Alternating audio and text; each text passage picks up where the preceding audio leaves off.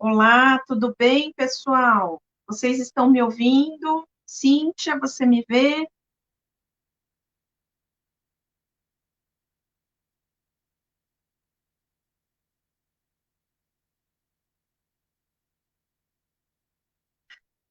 Será que vocês me ouvem, me veem? Eu vou dar uma viradinha aqui para ficar melhor.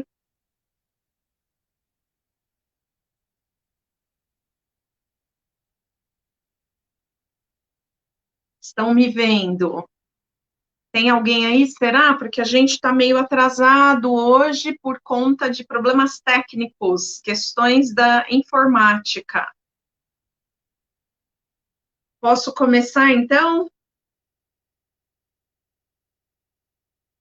Bom, gente, a gente tem um encontro aí toda terça às 10. Hoje a gente teve problemas técnicos, então eu peço imensas desculpas.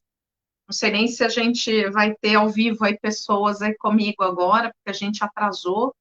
Tivemos algumas questões técnicas, mas ok, vida que segue, porque isso acontece, né? Estamos sujeitos às questões da tecnologia.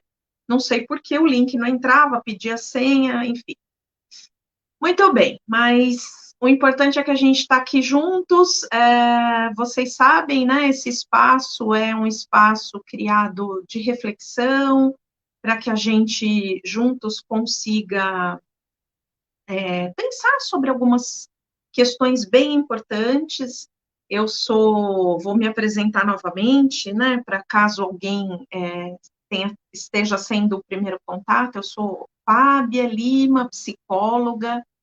Eu estou há mais de 20 anos nessa área de desenvolvimento de pessoas, de trabalhando, né, com a psicologia, focando no desenvolvimento de pessoas. E hoje o principal foco é tanto na área clínica, no atendimento da psicoterapia clínica, como também em empresas fazendo projetos e programas aí de desenvolvimento de pessoas. Eu também dou aula,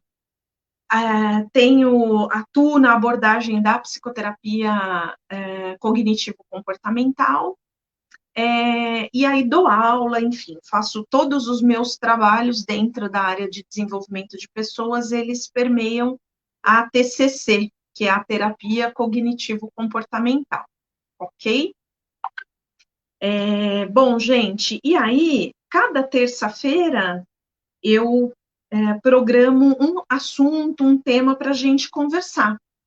E hoje eu queria falar um pouco sobre as relações tóxicas, as relações de uma forma em geral, e principalmente as relações tóxicas que a gente vive, para que a gente, e que isso, o quanto isso contribui aí também para os transtornos emocionais, né? Então, eu queria que a gente refletisse um pouco nesse sentido.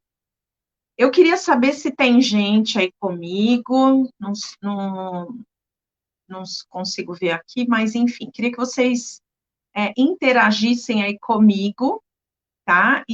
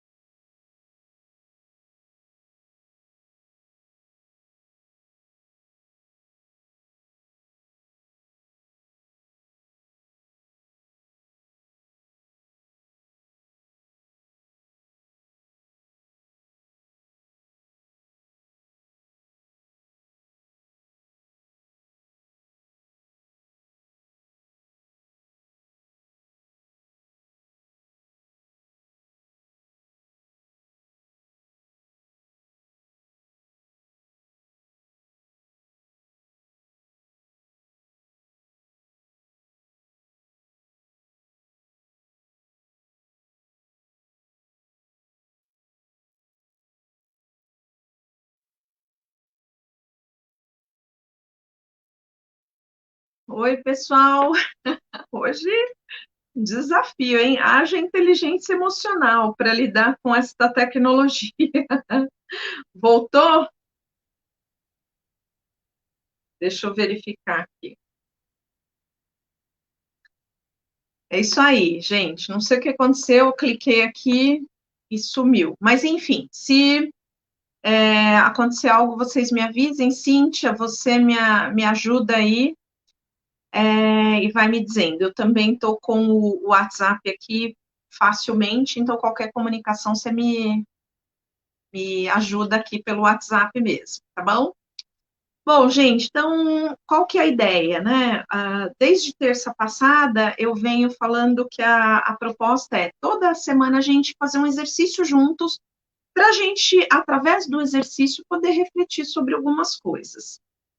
Então, hoje, para a gente falar das relações, falar de como eu me coloco no mundo, primeiro eu queria fazer um questionário aí com vocês, né? Eu queria propor algumas perguntas para a gente juntos refletir sobre isso e aí linkar com o tema sobre as relações em geral, e principalmente as relações tóxicas, que principalmente são essas que nos levam para alguns transtornos. É sempre uma cascata, né?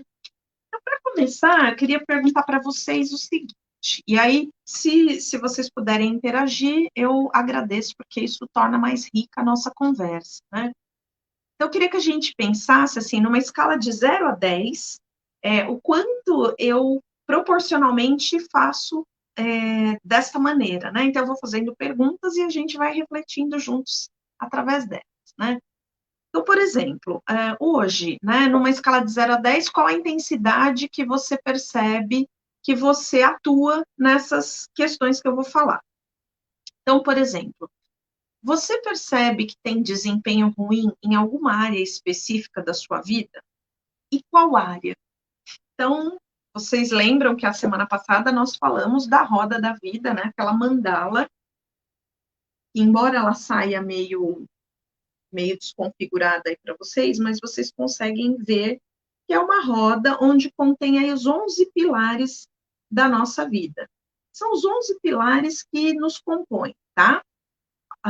Um pilar espiritual, parentes, que é família, né, que é o nosso núcleo, pai, mãe, irmãos, conjugal, que é a nossa vida afetiva, filhos, é a nossa relação com os filhos, social, que é a nossa relação com o ambiente, saúde, o pilar servir, pilar intelectual, pilar financeiro, profissional e o pilar emocional. Então, esses são os nossos pilares principais, né? Isso daqui, inclusive, é proposto por um psicólogo americano, Daniel Goleman. Ele que fala, ele define a nossa vida nesses 11 pilares, tá? E aí, se você olhar para essas 11, eu brinco que são 11 pratinhos que a gente gira ao mesmo tempo, chamado pilares da nossa vida, né? Então, se a gente olhar para esses 11 pilares, qual é a área que eu tenho um desempenho ruim? E aí, se pergunta, né? Onde é que não está legal na minha vida? É no meu pilar emocional? É no meu pilar espiritual? É no meu pilar social, financeiro, intelectual? Que parte da minha vida que eu percebo que não vai bem? Isso é importante. Essa pergunta ela é importante porque ela vai trazer indícios bem relevantes, né? Peraí, que lado que hoje não funciona tão bem? Pode ser que seja um só ou vários, né? E aí eu acho que esse é o termômetro que a gente precisa ter. Outra pergunta que eu queria fazer para vocês, né? De 0 a 10, o quanto você percebe que você não aprende com os erros e você se pega repetindo indefinidamente os mesmos comportamentos, mesmo que eles sejam prejudiciais? Isso eu gosto muito dessa reflexão.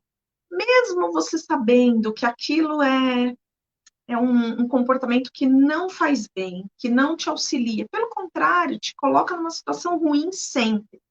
Mas mesmo assim você percebe que indefinidamente ali você acaba repetindo esse comportamento. Qual comportamento é? E de 0 a 10, o quanto isso é intenso na tua vida, né? Então eu queria que a gente pensasse sobre essa pergunta, né? Outra reflexão importante, o quanto de 0 a 10 você percebe que você não tem esperança de dias melhores, que você não nutre pensamentos, emoções positivas, pelo contrário, que como você não tem esperança, você percebe que o tempo todo você está focado nos sentimentos, nos pensamentos, enfim, em coisas negativas. E aí a minha pergunta é: o quanto negativo se sobrepõe ao positivo na tua vida? Que isso também é uma escolha nossa, né? Vocês já perceberam que poder observar o lado bom, o lado ruim das coisas que acontecem conosco é uma escolha. Ah, Fábia, mas você quer que a gente viva no Alice no País das Maravilhas, só veja Poliana, né? Só veja a parte boa? É, exatamente. Não que a gente só veja, mas que a gente troque o vetor, que a gente consiga olhar mais o positivo. E é um treino, porque se a gente deixa no piloto automático, rapidamente a gente vai para esse lugar do vitimismo, né, das coisas negativas, dos desafios, porque a vida o tempo todo nos apresenta situações desafiadoras, né, gente? Quem aqui vive uma vida absolutamente tranquila, harmoniosa, fácil? Quem dera, né? Eu acho que não tem nenhum ser humano habitando a Terra que consiga dizer, olha, eu vivo 100% numa tranquilidade absoluta, né? E isso não tem nada a ver com dinheiro, com posição social. Você pode ser, eu brinco que até o Bill Gates tem as questões deles, lógico, né? Dele. Não importa. Você pode ser bem-sucedido intelectualmente, financeiramente, isso é uma condição do ser humano.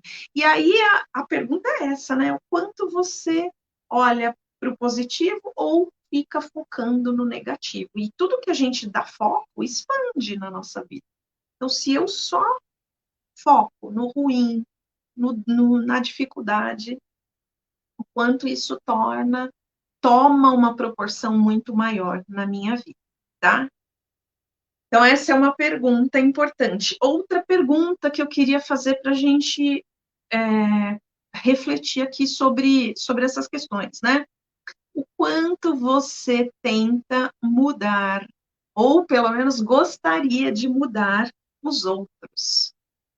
Essa é uma outra pergunta que tem tudo a ver com o que nós vamos falar no final, né? No fechamento, que são as nossas relações, as relações tóxicas, enfim. Mudar o outro, de verdade, quem aqui não gostaria de mudar alguém, né? Que conviva, seja no núcleo familiar, mudar o marido, mudar a esposa, mudar os filhos, mudar o pai, mudar a mãe. Puxa, o plano podia ser melhor, né? Ser mais compreensivo, mais paciente, né? Se é no trabalho, queria tanto que meu chefe fosse diferente, ele podia mudar, né? Meu colega de trabalho, os meus pares, os meus fornecedores, enfim. Em qualquer âmbito, o quanto a gente foca no outro e perde a gente como referência. E aí a minha próxima pergunta é: a gente consegue mudar quem? É possível mudar o outro? Que mudanças são possíveis a gente fazer na nossa vida? No outro ou em nós mesmos, né? Então, percebe? A gente foca, muitas vezes, tudo errado, né? A gente foca no outro, a gente foca na mudança do outro, a gente se esforça para que o outro seja diferente, a gente foca no negativo e tira completamente, se isenta completamente de tudo isso. E aí a minha reflexão é possível fazer isso? O que está no nosso poder, né? E aí também já linkando com um outro tema que são os nossos transtornos emocionais. Um deles é que mais acomete a humanidade, a ansiedade, né? A ansiedade é isso, né? Eu não conseguir, eu me preocupar com coisas que eu não consigo mudar, que são as preocupações improdutivas, por exemplo. Né? Porque se eu quero mudar o mundo, se eu quero mudar o outro, se eu quero mudar o marido, a esposa, o chefe, os filhos, isso me torna muito ansioso também. Isso me traz transtornos muito grandes, porque eu não estou focada no principal, que sou eu mesma. E aí, já aproveitar para a gente, para provocá-los também numa outra questão, né? O quanto é muito mais fácil eu colocar o dedo na cara do outro e achar que o mundo está errado, que o governo está errado, que a política está errado, que o meu chefe está errado, meu marido, minha esposa, meus filhos, do que fazer esse auto-olhar e encarar o que de fato eu preciso é, é, trabalhar em mim, né? O que eu de fato preciso corrigir a rota, rever, entender onde é que esses pontos que tanto eu olho para fora é espelhamento para mim, porque, gente, isso é um fato assim determinante. O que no outro me incomoda é espelho para mim mesmo.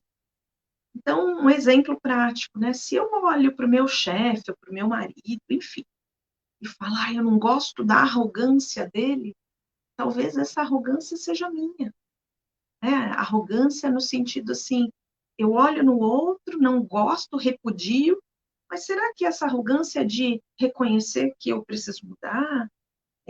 Também reconhecer os meus pontos fracos? Percebem? O que o outro mostra, o que incomoda no outro, ele está mostrando de mim mesmo.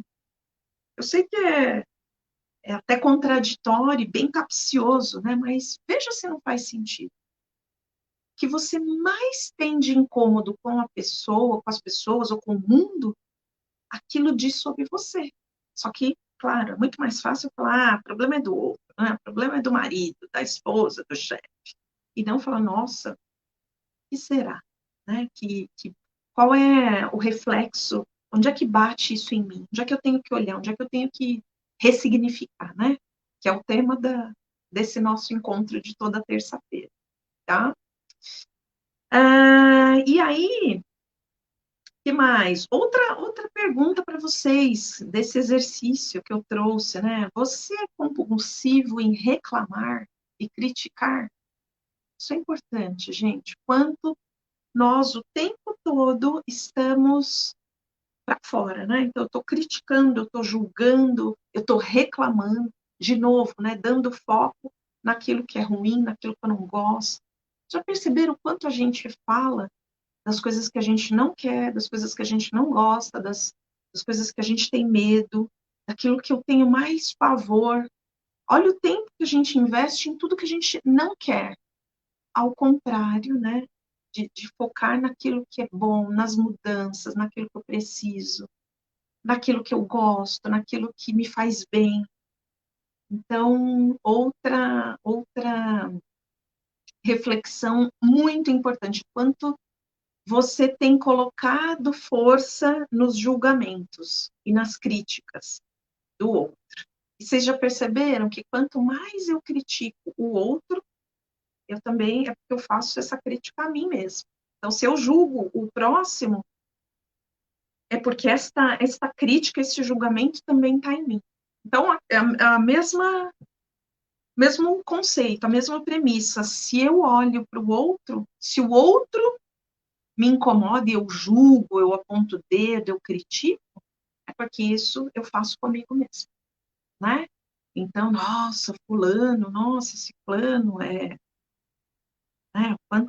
onde já se viu, está se achando, o quanto isso diz sobre mim, puxa vida. Por que eu julgo? Por que isso me incomoda? Mesma premissa, né, gente? A crítica e o julgamento do outro, na verdade, está falando de mim mesmo, tá?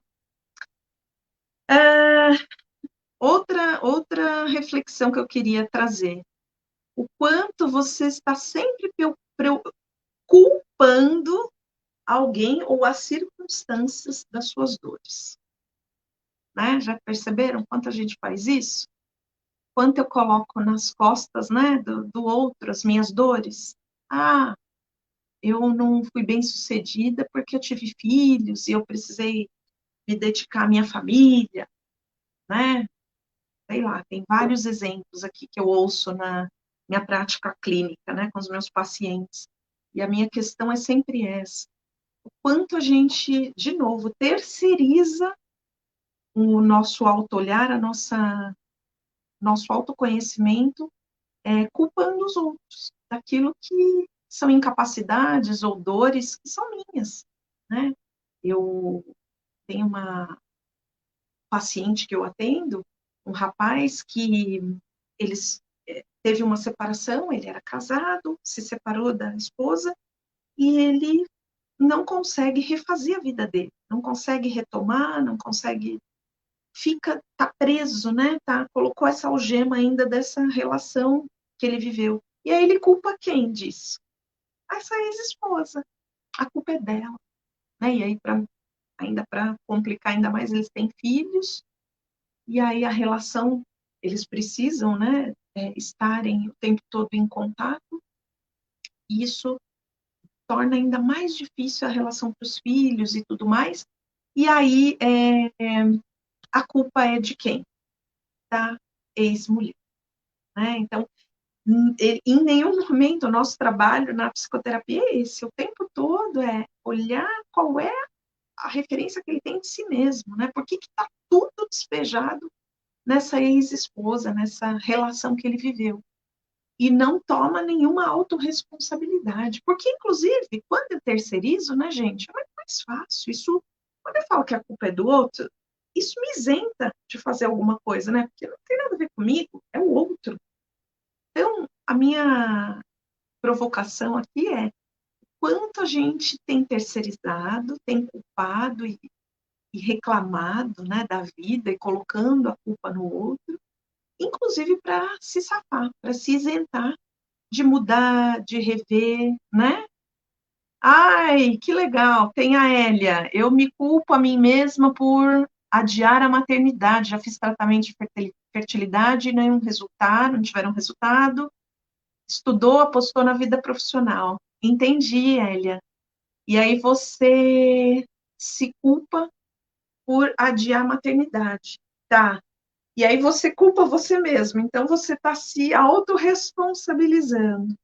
E aí, Hélia, uma reflexão para a gente fazer aqui, né, juntas, e poder, de alguma forma, ajudar as pessoas a pensarem sobre isso também. O que adianta você se culpar? Eu sempre falo isso para os meus pacientes. A culpa, ela é um sentimento que, além de ser horroroso, né, porque a culpa é terrível sentir culpa, mas ela tem um efeito pior ainda, sabe qual é? Ela paralisa a gente. Porque quando eu falo, ai, a culpa é minha de postergar a maternidade, eu priorizei o trabalho, priorizei, sei lá, carreira, estudo, né, profissão, a culpa me paralisa. Aí eu fico lá imóvel, me esfaqueando internamente, né, Elia? E não saio do lugar. Então, quando você olhar para esta culpa, primeiro, a gente não pode negar, né, o que a gente sente. Isso é uma coisa que eu trabalho muito também com os meus pacientes. Não adianta negar, porque a gente não tem o hábito de olhar para o que sente, para o que pensa, não tem o hábito de questionar os nossos comportamentos, né? A gente simplesmente liga um botão chamado piloto automático e vive, né? Acorda, vive e vai o dia inteiro, né? No piloto automático, no modo avião, né? Então, prestar atenção no que a gente sente é fundamental, Hélia. Poxa, eu sinto culpa. E essa culpa, ela provoca o quê em mim? Muito provavelmente te paralisa, né, Hélia? Se você quiser trazer... Desculpa, gente, entrou uma ligação aqui. Se você quiser trazer um exemplo, Hélia, ajudaria, mas, em geral, a culpa só nos paralisa. Então, olho para a culpa, identifico esse sentimento em mim e falo, ok, que pensamentos são esses que me deixam inerte, né? Puxa, só me julgo, me critico, e aí?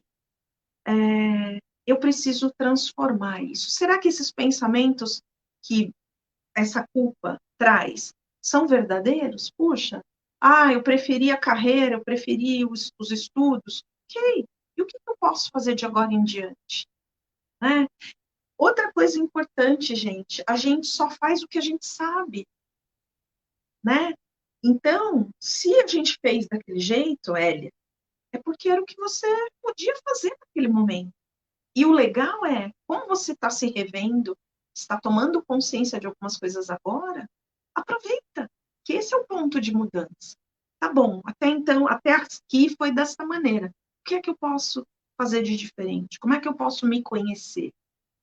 Como é que eu posso perceber os meus sabotadores? O que é que me impede? Será que aquela pergunta que eu fiz, né? Será que eu erro constantemente nos mesmos erros e fico insistindo, ao invés de eu aprender a lição e passar adiante? Porque a vida é isso, né, gente?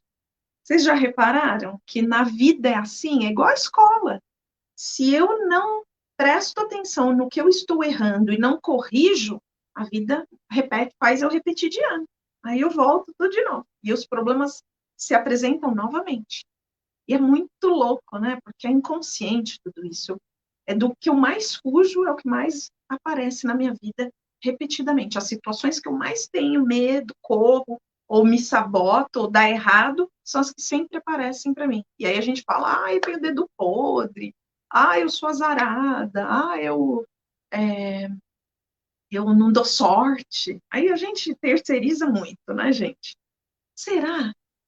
Olha para aquilo que dá errado, olha para aquilo que a vida te apresenta repetidamente, né? O que você tem que aprender? O que você tem que olhar? E por que a gente foge? Primeiro, porque a gente não tem o hábito, ninguém ensina a gente, né? Pelo contrário, quando a gente é pequeno, nossa mãe falava o quê? Lembra? Engole o choro, para de mimimi, larga de frescura. Não é? A gente não ouvia muito isso? A escola, aí a gente vai para a escola, né, desde muito pequeno, e a gente é instigado a quê?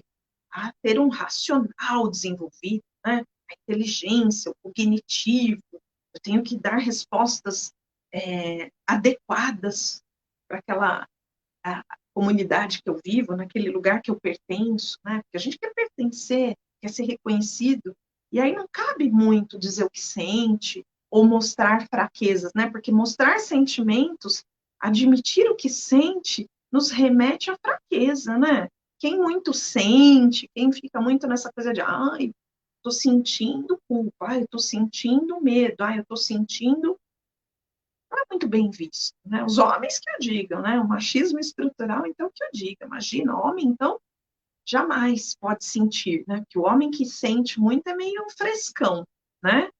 As mulheres até são mais, é permitido um pouco mais, né? Para nós mulheres, que as mulheres são sensíveis. Então, a gente pode um pouquinho mais. E ainda assim é motivo de fraqueza, né? Mulherzinha. Ih, tá muito mulherzinha. Quantas vezes a gente já não ouviu isso, né? Tá mudando, mas ainda isso ainda é muito estrutural nosso. Só que eu não olhar para o que eu sinto, eu não olhar para as minhas necessidades, os meus chamados aqui do sentir, das emoções, me causa uma série de tamponar os meus sentimentos e as minhas emoções traz resultados assim catastróficos. Eu não me olho, eu não me questiono, eu racionalizo o tempo todo, eu fico querendo responder uma demanda do mundo, né? Eu não posso ser vulnerável, não posso ser frágil, como se dar conta e lidar e trabalhar os meus sentimentos e me melhorar é como se eu fosse fraca. Então, eu acho que hoje, o dia de hoje, que eu queria que a gente pensasse para a semana, a lição de casa, né? Quem estava aqui comigo a semana passada sabe, eu dou lição de casa. Então, anotem a lição de casa desta semana. O quanto eu estou tamponando, abafando, fingindo que não estou percebendo as minhas emoções, os meus pensamentos automáticos negativos. Então, as minhas emoções ruins. Vamos começar pelas ruins, que são as mais eminentes, né? São as que mais nos atormentam. Quanto eu preciso, essa semana, dar conta de tudo que eu sinto e, por consequência, esses pensamentos negativos. Por que será que eles vêm? Né? Então, a lição de casa eu estou dando mais foco às coisas, aos pensamentos e às coisas boas ou ruins? E aí é proporção mesmo, gente. Anota e me conta semana que vem. Olha, de 0 a 100, Fábio, eu acho que 60% do meu tempo eu estou no ruim, no pessimismo, no negativismo, na falta de esperança, na falta de fé, na falta de acreditar em mim, principalmente. culpando o outro, criticando, enfim, terceirizando a culpa, né? Negativamente aí focada no ruim, e 40% do meu tempo eu até consigo ver nuances boas, consigo usufruir um pouquinho, ou não, né? O quanto, qual é essa proporção que eu faço na minha vida? E o quanto, e aí a lição de casa é, então, qual é a proporção do negativo e do positivo na minha vida, pensamentos, sentimentos e comportamentos, e o quanto isso afeta as minhas relações do meu trabalho, dentro da minha casa, no meu casamento, no meu trabalho, com os meus amigos, enfim, as minhas relações de uma forma em geral, tá bom? Gente, são 10h58, eu vou fazer um atendimento agora, né? Como eu falei para vocês, eu atendo, eu faço o atendimento online, né, dos meus pacientes, então eu já comecei desde as 8 hoje, atendendo pacientes, fiz a nossa conversa, agora vou para um outro atendimento, que é o que eu mais amo fazer, né? Eu brinco que é corrido, mas é diversão. Para mim não é trabalho, é diversão. Eu adoro poder, de alguma forma, ajudar o outro a rever, a ressignificar, né? Porque a gente precisa olhar o que incomoda hoje, as feridas, as demandas e as questões do hoje, mas principalmente entender a nossa história pregressa, para a gente ressignificar, olhar, reeditar o menino, a menina, né, a criança lá de trás, para que esse adulto de hoje consiga ter respostas mais funcionais, mais adaptadas, mais saudáveis, né, para a gente ser feliz, porque senão a gente fica agindo nas dores, nas fraturas emocionais da criança, e esse adulto não enxerga a potência que ele tem e não consegue elaborar e responder diferente, né? Legal, Hélia. Obrigada pela sua participação, me ajudou muito, porque eu gosto muito dessa interação. E, gente, me desculpem pelos transtornos da tecnologia. Eu prometo que a semana que vem a gente vai sanar isso, porque eu e a Cíntia, nós vamos ensaiar antes, né, Cíntia? A gente vai treinar, vai entender o que aconteceu aí nesse link. Não consegui, semana passada foi ótimo, tranquilo. Olha que minha conexão estava bem pior. Eu estava num lugar distante, eu estava no interior de São Paulo, e olha, foi tranquilo. E hoje está tudo, entre aspas, né? Pra vocês verem como a gente não controla nada, né, gente? A vida é isso. As situações, elas nos apresentam a cada momento. Então, adianta ocupar a tecnologia, ocupar, né, o meu telefone, o computador? Não, eu tenho que olhar para mim e falar, opa, peraí, que rota eu preciso corrigir? Né? Tenho que ensaiar antes, tenho que treinar, ver isso, como é que faz antes, né? E não ficar terceirizando. A culpa é da tecnologia, do telefone, da Cíntia, né, Si? Imagine, a gente precisa olhar para a gente. E tudo bem, né? Porque nós somos humanos e está tudo bem. A gente está nessa escola aí chamada vida, né? A gente aprende a cada segundo, mas sempre escolhendo olhar a parte boa, né? Porque senão fica muito pesado e aí a gente adoece. Certo? Hélia, obrigada, minha querida. Amigos que não estão ao vivo, mas que porventura assistam aí depois, um beijo. E olha, terça que vem, garantido às 10 horas, porque 5 para as 10 eu estarei já conectada, para não ter erro na tecnologia. Tá bom, gente? Preciso ir, eu preciso continuar aí o trabalho do dia. Tá bom? Um beijo, até terça que vem. E mandem recados, sugestões de temas, assuntos. E aí toda terça eu vou trazer um exercício novo para a gente refletir. Tá bom? Um beijo. Até mais. Boa semana para todos.